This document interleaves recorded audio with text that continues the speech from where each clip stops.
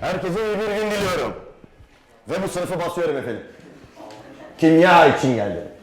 Geçmişte kalmış bir kimya eksiğimi. Buradan da hocam seyrediyorsa eğer. Bu eksiğimi burada sizinle tamamlayacağım hocam. Olur mu? Çok teşekkür ederiz. Bize şeref verirsiniz. Rica ederim. Bu deneyimizin adı kimyacının kibriti. Bir kimyacının herhangi bir ateş olmadan, kibrit olmadan, çakmak olmadan alev yakabileceğini göstereceğiz. Biz kimyagerler çok şeye başarabiliyoruz. Arkadaşlarım yardımcı olacaklar. Potasyum permanganattan bir miktar koyuyoruz. Bununla ilgili bir soru sorabilir miyim? Tabii Hemen. ki. Mesela bu dağda, orman gezilerinde ve yürüyüşlerde, trekking dediğimiz şeylerde ateş yakabilmek için bir materyal vardır, metal. Birbirine sürttüğünüz zaman kıvılcım yaratır. Evet. Onunla alakası var mı hocam bunun? Yok, onunla alakası yok. Gene olmadı, gene sıfır. O sürtünme Nasıl? elektriklenme olayına girer mi? Evet, arkadaşlar bir miktar koyuyorlar. Potasyum Evet. permanganat. Bir miktar koyun, fazla koyun patlamasın. Evet. Elin titriyor. Bence patlayacak. Biraz daha koyabilirsin. Hadi izin çıktı, hadi. Malzememiz bol koyabilirsin. Hadi izin çıktı, hadi. Hadi iyisin. Tamamdır. Malzemelerimizi hemen kullandıktan sonra ağzını kapatıyoruz. Herhangi Evet. bir risk oluşturmasın diye. Güvenlik her zaman her şeyden önemlidir. Sonra üzerine birkaç damla sülfürik asit ekliyoruz. Alevciğim bunu da sen yap. Birkaç damla yeterli. Bu tehlikeli olabilir, dikkat et. Tamam. Sülfürik asit biliyorsunuz kuvvetli bir asittir. Temas ettiği zaman yakar. Hemen yakar mı hocam? Hemen yakar. Hemen suya tutmak gerekir. Yanan yeri. Sonraki tedavisi nedir? Sonraki tedavisi, yanık tedavisiyle Ha öyle devam mi? edebiliriz. Evet. Teşekkürler. Sağ olun.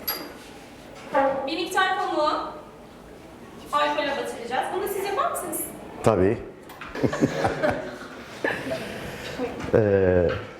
Çok yakın durmayalım. Nasıl? Bu buna girmez. Girer Üstüne mi? dökebilirsiniz. Üstüne dökebilirsiniz. Ha öyle. Evet. Gördüğünüz gibi bir miktar pamuğun içine Dökün. dağılır mı? Sizde malzeme bol ha. Buyurun. Yeterli. Elime yakıştığını düşünüyorum hocam. Biraz uzak durarak Ha ben mi yapacağım bu haltı? sarçanın üzerine dokundurmanız yeterli olacaktır. Dokundurup çekeyim mi efendim? Dokundurup çekin. Evet. Bayağı alkol var ha üstünde. Ona göre. Biraz evet. Alev alacak çünkü. Daha yeni çıkıyor bıyıklar gitmesin. Hadi.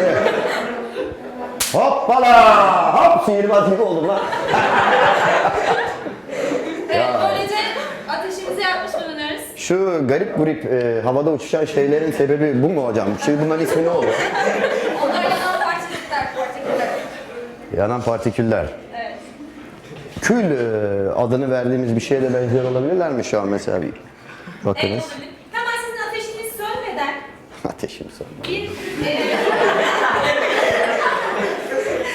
yanardağ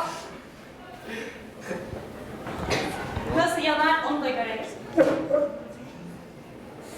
Kesin bir şeyleri patlatacağız. Ha babam sınıfına dönmesin hocam bu. Amonyum dikromat koydum. Hemen onun üzerine tutabilirsiniz alevi. Sonra Hiçbir şey olmayacak, merak etmeyin, korkmayın. peki Acımayacak. acımıyor.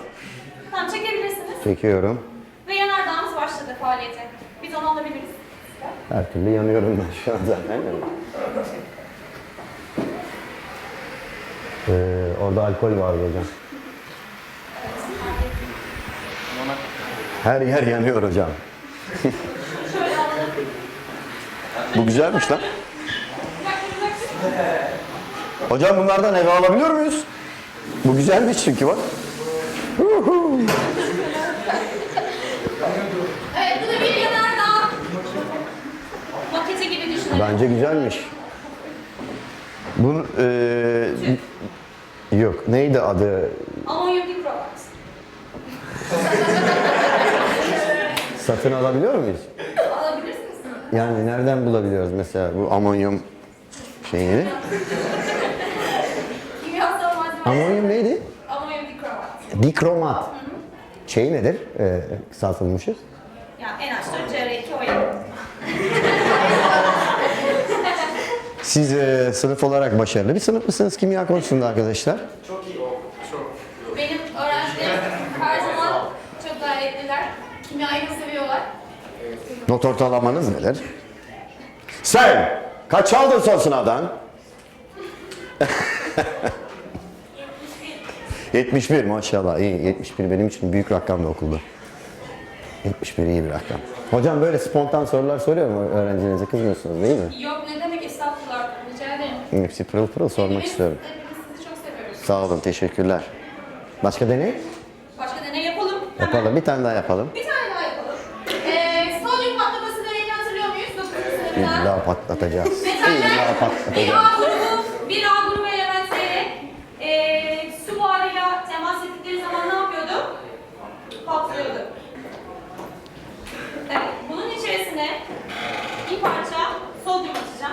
Aslında keşke şu olsaydı. Yani Bildiğimiz musluktan H2O mu koyduk hocam? evet, aslında biz bazı kayıtla Çok iyi. açılsak ve bir tuğla büyüklüğünde sodyumu atabiliyor olsak çok daha güzel olurdu. Güzel ama, olurdu. Şimdi ufacık bir parçasının bile kırmızı patladığını görüyoruz.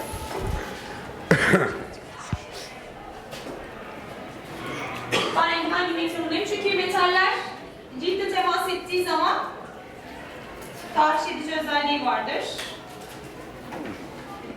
Yardım lazım mı hocam? Lazım ama. Biraz uzak duruyoruz. Bunu ben yapayım isterseniz. Eren'cim, bak Eren'cim. O kadar. O kadar. O kadar. Su Çekil yavrum, çekil. Su çok sıcak olursa, yanmadan direkt alev olacak, patlayacak. Eğer su ılık olursa en iyi yanma şeklini gösterir. Soğuk olursa da şimdi göreceğiz. Biraz patlayabilir. Bal. Biraz toz oldu. Arkadaşlar, Merhaba. Bayağı saygın oldu. Ben teşekkür ediyorum. Ne demek? Çok kimyayı keyifliydi. biraz olsun sevdirebilmişiz umarım size. Bizim de şeyi yoktu. Böyle deney yapmıyorduk. Böyle patlamalı çatlamalı olsaydı biz de severdik herhalde. Devamlı formüller üzerine gidince sanırım şey yapamadık hocam. Olsun. Ben zaman zaman sizi misafir ederim, size öğretirim. Çok sevinirim. Ne demek? Teşekkür- Keyifliymiş. Çok teşekkür ederiz, sağ olun. Evet. Bugün ne öğrendik? Hı? Evet. İnsanlar üzerinde böyle bir etkim olabiliyor. Biz seviyoruz sizi. Sağ olun. Teşekkür ederiz. O zaman bitti mi dersimiz? Evet, dersimiz bitti. Dağılın. Hadi herkes kantine.